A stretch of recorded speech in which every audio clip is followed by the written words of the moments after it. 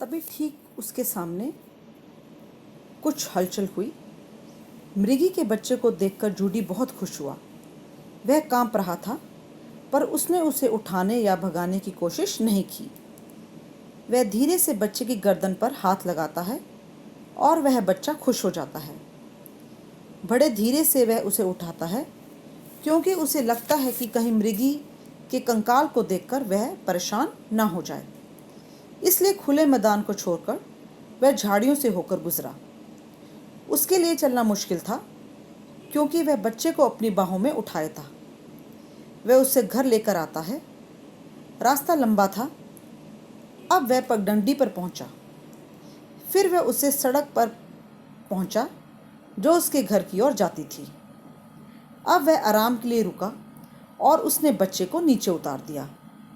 बच्चा मिमियाया और उसने जूडी को देखा। जूडी बहुत खुश हुआ। उसे याद था कि उसके पिताजी ने एक बार कहा था कि यदि मृग के बच्चे को पहले उठाकर चलो, तब वह फिर अपने आप पीछे चलने लगेगा। जबकि वह धीरे धीरे चला, पर बच्चा अब की बार नहीं हिला। उसने बच्चे को फिर गोद में उठाया, पर अब जूडी थक चुका था। इस बार जब वह चला, तब मृग का बच्चा उसके पीछे पीछे चलने लगा। कुछ दूर तक उसने बच्चे को चलने दिया और फिर दोबारा उसे गोद में उठा लिया। अब मृग के बच्चे को उठाकर वह अपने घर पहुंच गया।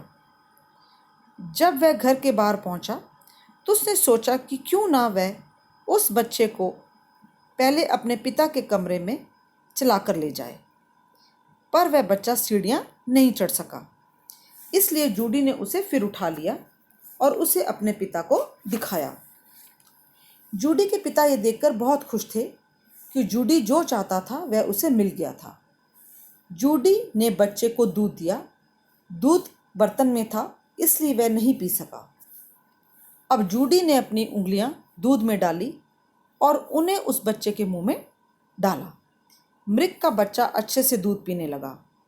फिर उसने अपनी उंगलियां नीचे कर बर्तन में डाली और अब मृग का बच्चा बर्तन से दूध पीने लगा। मैसेज क्या है स्टोरी का? That kindness is a gift every one can afford. Kindness ऐसा एक गिफ्ट है जो हर कोई अफोर्ड कर सकता है, चाहे आप हो या मैं हूँ। या हम कह सकते हैं कि भलाई का कोई भी काम, चाहे वो छोटा हो या बड़ा हो, कभी बर्बाद नहीं होता। और इसलिए यह सबसे अच्छा सुविचार है। सो हम कोशिश करें कि अगर हम छोटी सी भी हेल्प कर सकते हैं किसी की, तो हमें ज़रूर करनी चाहिए, जिस तरह जॉडी ने हेल्प की। सो आई गेस आपको ये लेसन बेटा समझ में आ गया होगा। अब नेक्स्ट आपके अलॉटेड डे में बुक की एक्सरसाइज अपलोड कर दी जाएंगी। बुक का वर्क आपने बुक में ही करना है। इन केस अगर कोई एक्सरसाइज नोटबुक में करने वाली होगी, तो मैं बुक में ही मेंशन करूंगी। सो हम क्वेश्चन आंसर के साथ उसको नोटबुक में ही करेंगे।